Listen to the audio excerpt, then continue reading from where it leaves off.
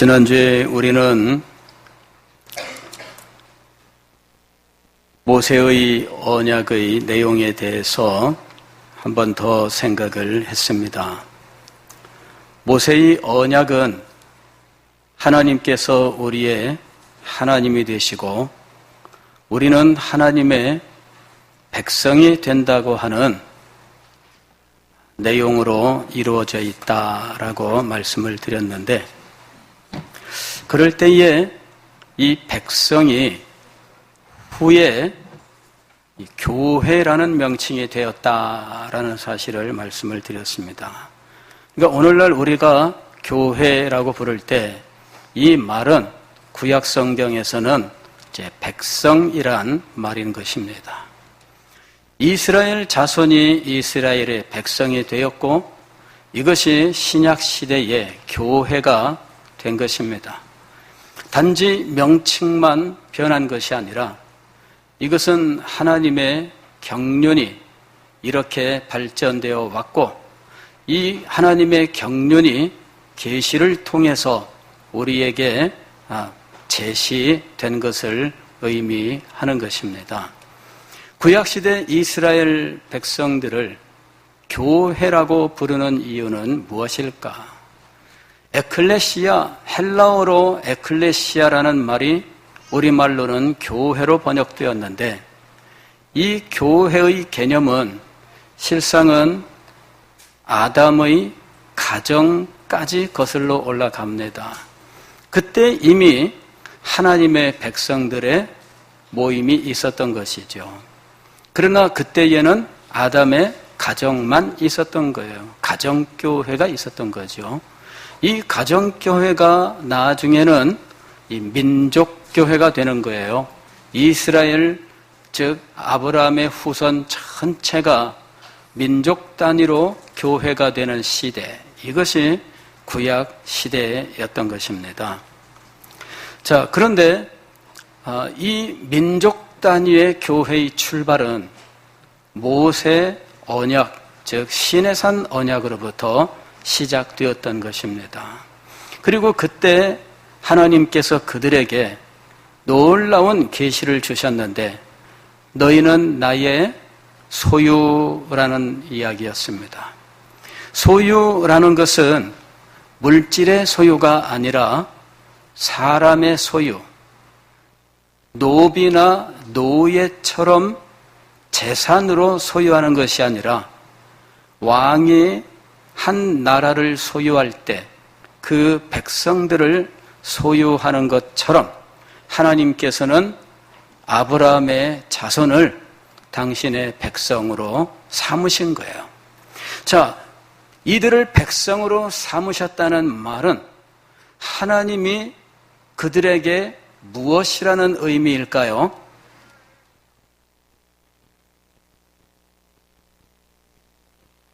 가령 다른 질문을 해보겠습니다. 시편 23편은 아주 유명한 시예요. 참 우리가 사랑하고 또 많은 분들이 암송하고 있습니다. 여호와는 나의 목자시니. 자, 여호와는 나의 목자시니라는 말이 있습니다. 그러면 나는 뭐라는 이야기일까요? 양이란 말이죠. 시편 23편에 양이란 말이 나올까요? 안 나올까요? 안 나옵니다. 그런데 시편 23편을 읽으면 당연히 나는 무엇일까요? 양입니다. 여호와는 나의 목자시니 내가 부족함이 없으리로다. 그가 나를 푸른 초장에 누이시며 쉴만한 물가로 인도하시는도다. 이건 지금 양에게 목자가 하는 돌봄이에요. 그러니까 양이란 말은 한마디도 안 나왔지만 당연히 우리는 여호와께서 우리의 목자가 되시고 우리는 그분의 무엇이라고 생각할 수 있어요? 양이라고 생각할 수 있습니다. 그리고 이것은 틀림없는 거예요. 글을 읽을 때 글자가 쓰여져 있지 않아도 당연히 생각할 수 있는 것입니다. 자, 이 사실에 근거해서 출애굽기 19장 5절 6절 말씀을 생각하면 너희는 내 소유, 즉 나의 소유된 백성이다 라고 말씀하면 이스라엘이 한 나라의 백성이라면 그들을 백성으로 삼으신 하나님은 누구라는 이야기일까요? 왕이라는 이야기죠. 하나님이 우리의 왕입니다. 즉, 이 출애굽기에서 모세를 통하여 이스라엘 백성들과 맺은 언약은 하나님이 그들의 왕이 되고 그들은 하나님의 백성이 되며 그들이 왕과 백성이 되어 이루는 것이 무엇일까요? 나라예요, 나라. 하나님의 나라입니다. 그래서 이스라엘 백성들에게 너희는 내 소유된 백성이다 라고 말씀하시면서 가나안 땅을 주십니다. 가서 정복하라. 그러면 여기 백성도 있고 땅도 있어요. 당연히 무엇이 있는 것일까요? 왕이 있는 거죠. 그래서 왕과 백성과 땅이 합쳐져서 완전한 나라를 이루는 거예요. 그리고 이 나라를 통치하기 위하여는 통치 수단이 있는데 그것은 법입니다. 법이 있어야 나라를 통치할 수 있는 거예요. 하나님의 법은 무엇일까요? 말씀이죠. 그래서 하나님께서 왕이 되셔서 자기 백성을 말씀으로 통치하시는 거예요.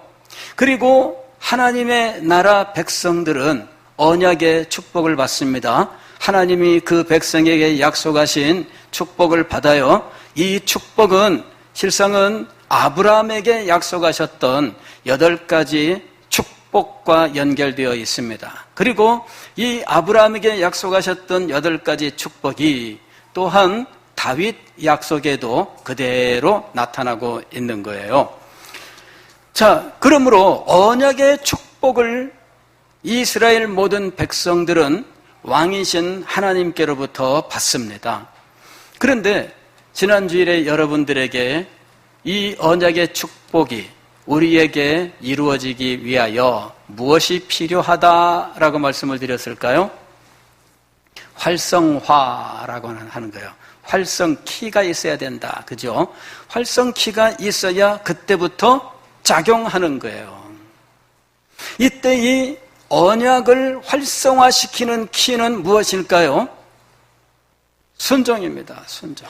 너희가 내 말을 잘 듣고 행하면 이 순종이라고 하는 키를 가지고 비로소 언약이 작동하기 시작을 하는 거예요. 한 가지 예를 들었습니다. 수류탄이 있었습니다. 이 수류탄은 그냥 놔두면 터지지 않습니다. 그런데 이 수류탄이 터지게 만드는 일이 있어요. 그게 뭐냐면은 안전핀을 제거하는 거죠. 안전핀을 제거하면 수류탄은 터지게 되어 있습니다. 물론 사람의 일이니까 불발탄도 있습니다. 예, 탁 뺐는데 다들 엎드려 그랬습니다. 엎드렸는데 안 터져. 그런 경우도 있어요. 그럼 불발탄이죠. 그러나 하나님의 일에는 불발탄이 없습니다. 하나님이 약속하신 모든 것들은 우리의 순종, 즉 우리의 믿음으로부터 나오는 순종, 하나님을 믿고 하나님의 약속을 믿는 그 믿음으로부터 나오는 순종을 통하여 하나님이 맺은 언약은 활성화되는 거예요. 사무엘하 7장, 오늘 우리는 일부의 말씀을 읽었습니다마는 이 말씀은 다윗 언약이라고 부르는 부분이에요. 다윗 언약은 뭐냐면은 하나님께서 다윗의 후손 가운데 한 사람을 세워서 그 왕위를 영원하게 하겠다라는 것입니다. 핵심은 그거예요. 오늘 8절 말씀부터 보게 되면 그 내용이 등장하는데, 그러므로 이제 내 종 다윗에게 이와 같이 말하라. 만군의 여호와께서 이와 같이 말씀하시기를 내가 너를 목장 곧 양을 따르는 데에서 데려다가 내 백성 이스라엘의 주권자로 삼고, 즉 목자 양치기였던 다윗을 왕으로 삼으셨단 말입니다. 9절 내가 가는 모든 곳에서 내가 너와 함께 있어 네 모든 원수를 내 앞에서 멸하였은즉 땅에서 위대한 자들의 이름같이 네 이름을 위대하게 만들어 주리라.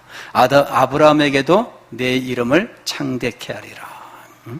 그 다음에 내가 또 내 백성 이스라엘을 위하여 한 곳을 정하여 그를 심고 그를 거주하게 하고, 이게 땅의 약속입니다. 다시 옮기지 못하게 하며 악한 종류로 전과 같이 그들을 해치지 못하게 하여, 즉 이스라엘 백성을 보호하겠다. 이전에 내가 사사에게 명령하여 내 백성 이스라엘을 다스리던 때와 같지 아니하게 하고, 사사 시대에는 어떤 일이 있었냐면 하나님께서 이스라엘 자손들을 구원하셨으나 그들은 원수의 침략을 받아 다시 원수의 압제 속에 들어가요. 왜 그렇게 되었느냐 하면 불순종 때문에, 순종이라고 하는 활성키를 잃어버리게 되면 그들은 원수의 압제 속으로 들어가요. 이 일이 반복되는 겁니다. 그러나 이제부터는 그렇지 않겠다라고 말씀하시는 거예요.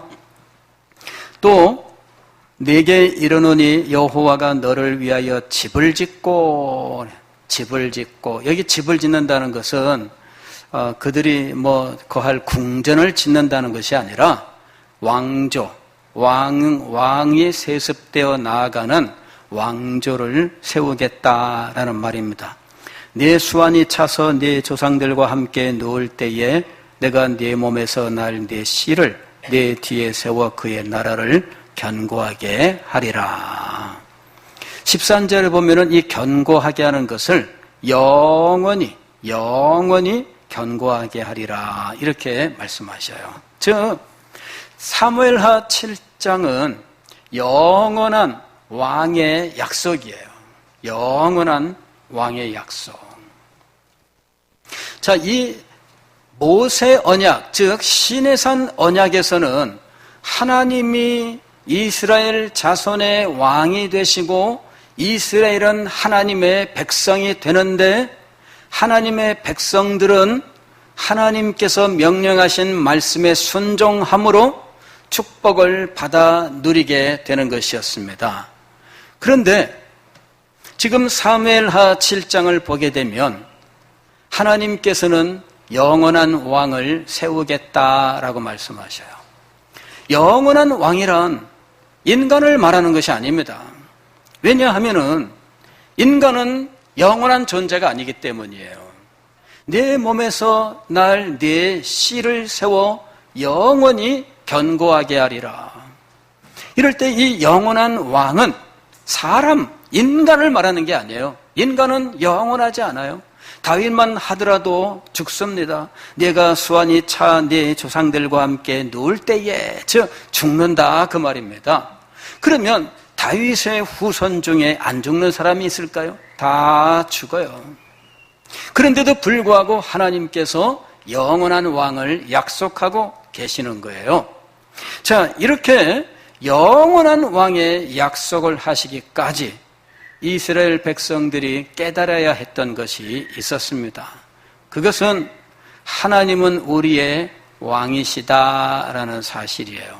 그런데 실제로는 이 사실을 깨닫지 못했어요. 하나님의 말씀은 들었는데 그 말씀의 참된 의미를 깨닫지 못했어요. 가령 아까 우리가 생각했던 것처럼 여호와는 나의 목자시니라고 이야기했을 때 당연히 나는 양이다, 이렇게 생각을 해야 되잖아요.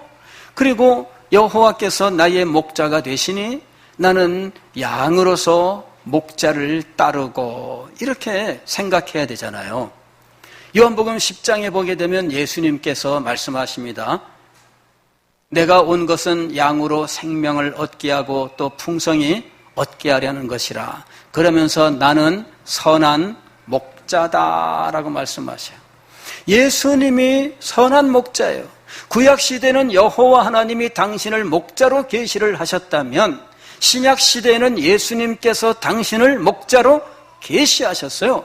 그러면 당연히 우리는 무엇이라고 생각해야 할까요? 양이라고 생각을 해야 돼요. 자, 구약시대에 하나님께서 우리를 백성이라고 하셨어요. 그러면 당연히 백성과 짝이 되는 왕을 떠올려야 되는 거예요. 그리고 그 왕의 말씀에 순종함으로 하나님의 나라가 이루어지는 것이죠. 그런데 이스라엘 백성들은 이 사실을 깨닫지 못했습니다. 이것이 이스라엘 백성들의 불행이었어요. 하나님이 자기의 왕이라고 하는 사실을 깨닫지 못한 것, 이것이 그들의 불행의 원인이 되었던 것이죠.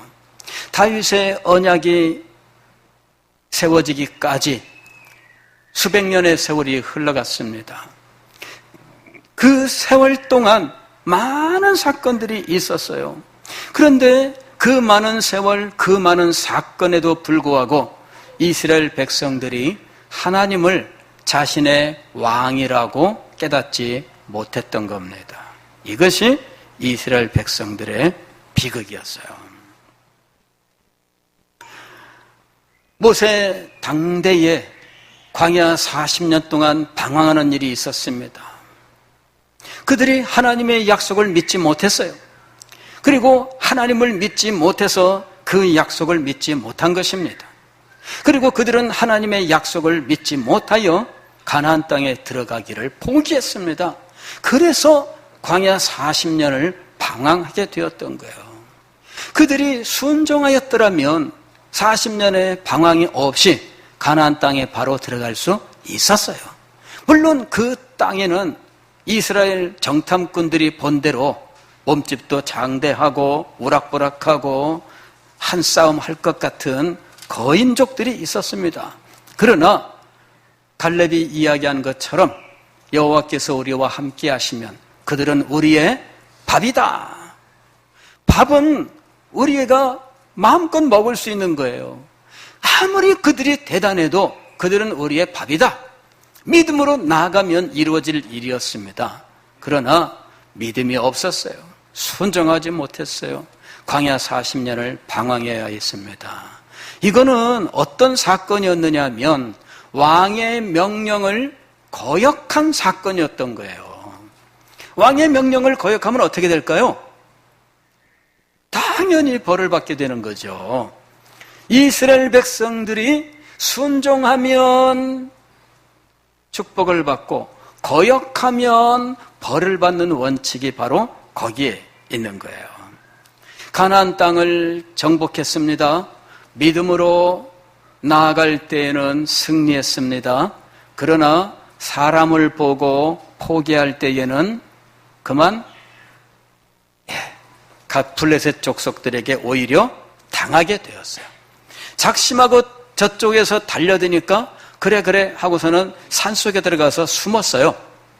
자기들이 정복하러 나가야 되는데 오히려 자기들이 산에 숨어버렸어요. 그러니까 블레셋 족속들이 나중에 이스라엘 백성들을 점령하게 되는 거예요.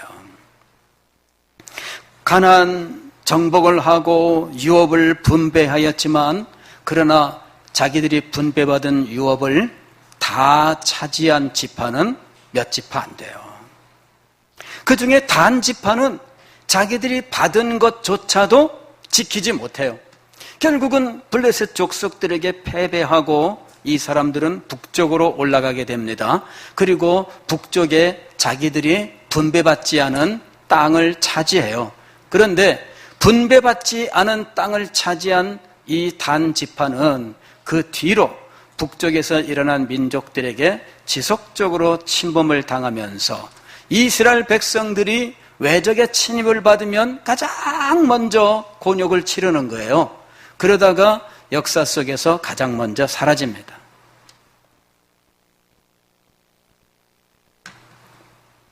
하나님의 말씀을 순종하여 나아갔더라면, 하나님의 말씀을 순종하는데 자기의 모든 것을 다 걸었더라면 단 지파는 그렇게 허망하게 사라지지는 않았을 거예요.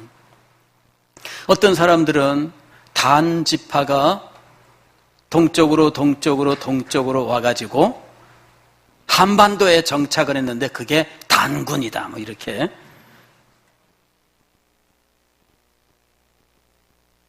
말 같지도 않은 이야기입니다. 단이란 글자를 가지고 단지파, 단군, 하여튼 이 세상에는 성경만 본다는 사람은 위험합니다, 여러분. 예, 성경만 본다는 사람은 위험합니다. 연구를 하지 않고 10년 동안 성경만 봤더니 도가 통했습니다. 이런 사람들은 믿지 마세요. 100% 이 사람들은 이단입니다.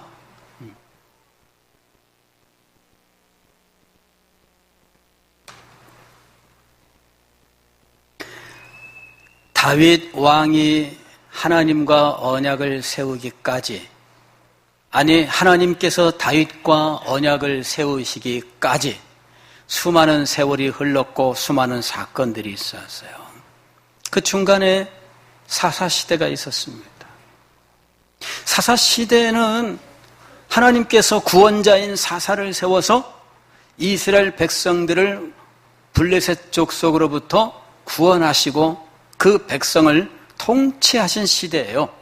그런데 이 사사시대는 또 다른 의미에서 왕의 필요를 절실하게 느끼게 했던 시대예요. 사사기 21장 25절 말씀을 보면 그때에 이스라엘의 왕이 없으므로 사람이 각기 자기의 소견에 오른 대로 행하였더라. 그때 이스라엘에 누가 없었어요? 왕이 없었다. 그래서 이스라엘 백성들은 어떻게 행했습니까?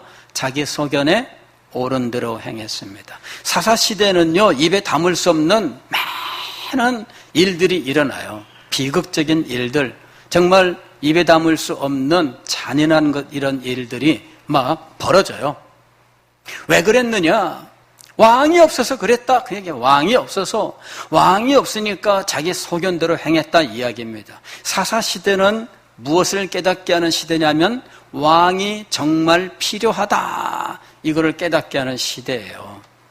그러니까 이스라엘 백성들은 이미 출애굽기 19장 시내산 언약을 맺을 때에 하나님이 나는 너희의 왕이다 라고 계시하신 사실을 깨닫지 못하고 있었던 거예요. 사무엘상 8장을 보면은 이스라엘 장로들이 선지자 사무엘에게 찾아와서 왕을 세워달라라고 요청을 해요. 왕을 세워달라. 근데 이 사람이 왕을 세워달라라고 이야기할 때 상황에 대하여 이렇게 이야기합니다. 당신은 이제 나이가 들었고 당신의 아들들은 당신과 다르다. 그러므로 모든 나라와 같이 우리에게 왕을 세워달라. 참, 이 핑계가 왕을 세워달라는 핑계로 적당하진 않아요. 당신의 아들들은 부족하니 왕을 세워달라 이 말입니다. 왕을 세우면은 왕의 아들들은 제대로 할까요? 똑같습니다. 인간 왕을 세우면 어떤 왕은 잘하지만 그 아들이 반드시 잘한다는 보장은 없어요. 이 이스라엘 장로들이 백성들의 뜻을 모아 왕을 세워달라고 한 것은 그냥 세상 나라가 되고 싶다라는 것이었어요. 세상 나라가 되고 싶다. 이스라엘은 어떤 나라였습니까? 하나님의 나라였어요. 그런데 이스라엘 백성들은 하나님이 왕이시라고 하는 사실을 깨닫지 못합니다. 그리고 그들은 자꾸만 세상 나라의 왕을 바라보는 거예요. 우리에게도 왕이 있었으면 그때마다 그들은 하나님이 자기들의 왕이라고 하는 생각은 전혀 못합니다. 그러면서 세상 나라에 왕이 있었으면 좋겠다라고 생각하는 거죠. 그들은 자꾸만 딴 데를 보는 거예요. 이것이 이스라엘의 비극입니다. 하나님의 말씀을 바로 깨닫지 못하며 하나님의 뜻을 제대로 깨닫지 못했을 때 그들에게 나타난 일은 하나님을 자신들의 하나님으로 참되게 알지 못했던 거예요. 하나님이 자기들의 왕이 되어서 그들을 다스리시고 보호하시고 그들에게 필요한 모든 것을 공급하신다는 사실을 그들은 전혀 생각지 못했던 것입니다. 그들이 왕의 필요를 느꼈습니다. 그러나 이미 그들에게 왕이 계셨던 거잖아요. 하나님이 그들의 왕이었던 거예요. 왜 이런 비극적인 상황에 처하게 되었을까요? 하나님의 말씀에 깨달음이 없었기 때문이에요. 하나님의 말씀에 깨달음이 없었기 때문에 하나님의 말씀을 들었지만 그 말씀의 참된 의미를 알지 못했어요. 하나님이 분명히 그들에게 말씀을 하시고 율법을 주시고 모세에게 계속해서 가르치셨지만은 그러나 그들은 말씀을 듣고 준행하겠나이다, 말씀을 듣고 순종하겠나이다 결심을 하고 순종을 했어요. 그런데 참된 의미를 모르니까 엉뚱한 일을 했던 거예요. 이것이 이스라엘의 비극입니다. 깨달음이 없는 이스라엘 백성들은 광야 40년을 방황해야 했습니다. 깨달음이 없는 백성들은 비록 하나님의 약속이 있을지라도 그 약속을 자기의 것으로 삼지 못했어요. 하나님의 약속을 받았으나 이스라엘 백성들은 요단을 건너가지 못했습니다. 안식의 약속이 있을지라도 그들은 이것을 받지 못했습니다. 하나님의 약속이 있었으나 그들은 가나안 땅을 진정으로 소유할 수 없었습니다. 하나님께서 그들의 왕이었지만 이스라엘의 왕이 없으므로 자기 소견에 옳은 대로 행했습니다. 하나님이 그들의 왕이었지만 이스라엘의 장로들은 사무엘 선지자에게 찾아와서 세상 다른 모든 나라처럼 우리도 왕을 가져야 되겠습니다 라고 말을 한 거예요.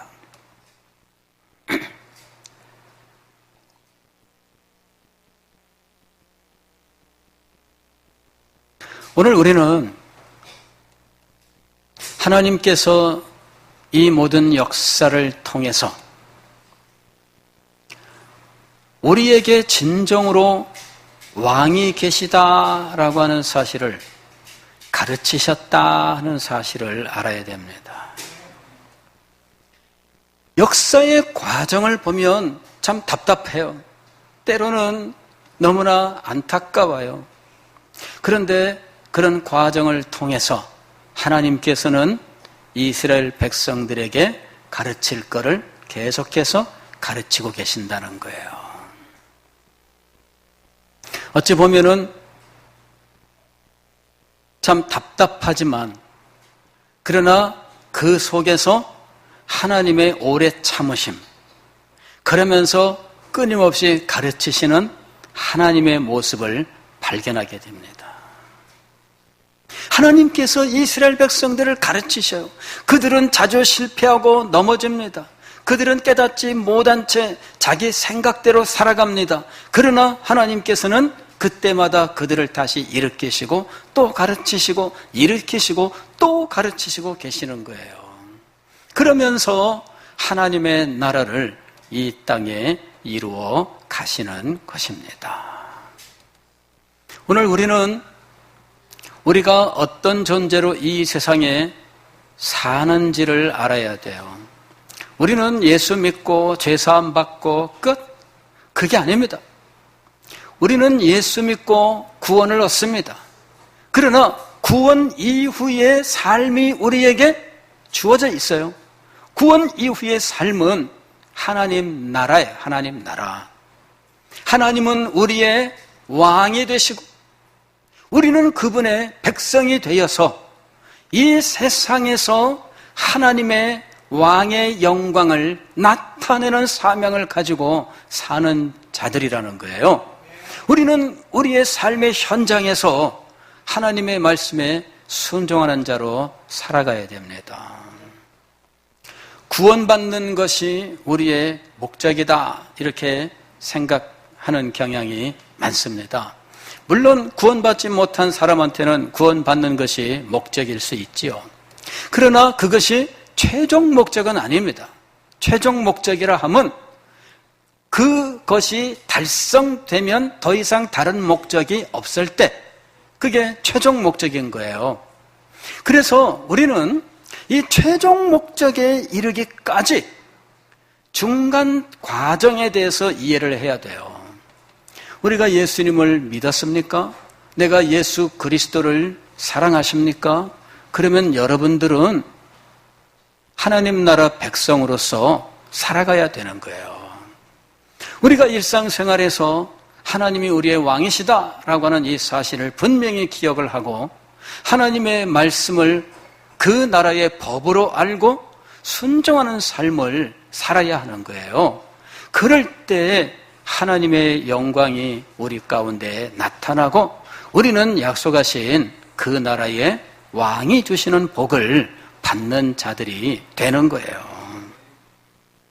하나님은 우리의 왕이십니다.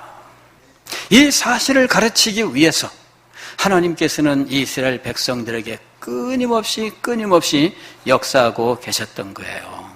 사무엘하 7장에서 영원한 왕의 약속이 주어집니다. 이 영원한 왕이 누구냐? 그거는 다음에 여러분들에게 말씀을 드리겠습니다. 여러분에게 일단 먼저 잠깐 맛배기로 말씀을 드리면 영원한 왕은 우리 구주 예수님이에요. 예수님이 우리의 왕이 되시는 거예요. 그래서 이 동방박사들이 별을 보고 와서 예루살렘 성에 이르러 헤롯 왕한테 나가서 뭐라고 부르느냐 하면 이스라엘의 왕으로 나시니가 어디 계십니까? 그렇게 물었던 거예요. 왕으로 오신 예수 그리스도예요. 영원하신 왕, 이 영원하신 왕의 약속이 어디서 주어졌느냐 하면은 사무엘하 7장에서 주어진 거예요. 그리고 이 영원한 왕의 약속을 믿고 이 영원한 왕을 소망하며 살았던 것이지요.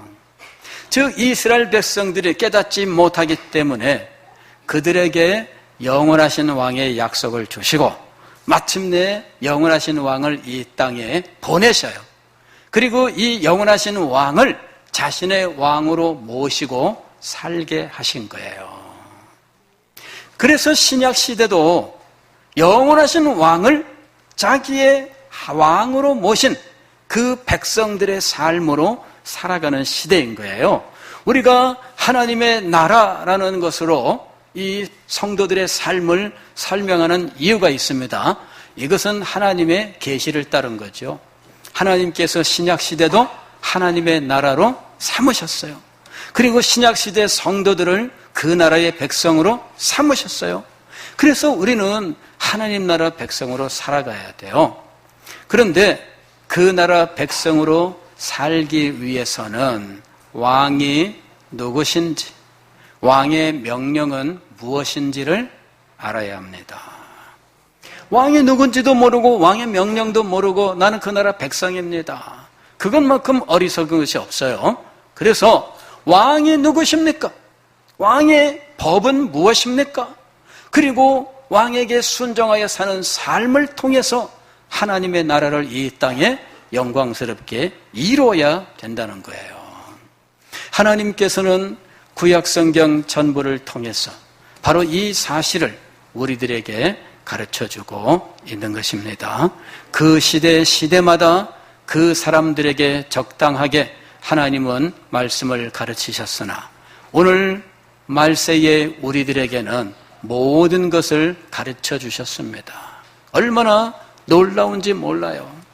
그 시대 사람들은 그 한정된 계시 속에서 하나님을 섬겨야 했지만 오늘 우리 시대에는 모든 계시가 다 우리에게 열려 있는 상황에서 주님을 섬기게 되었던 거예요.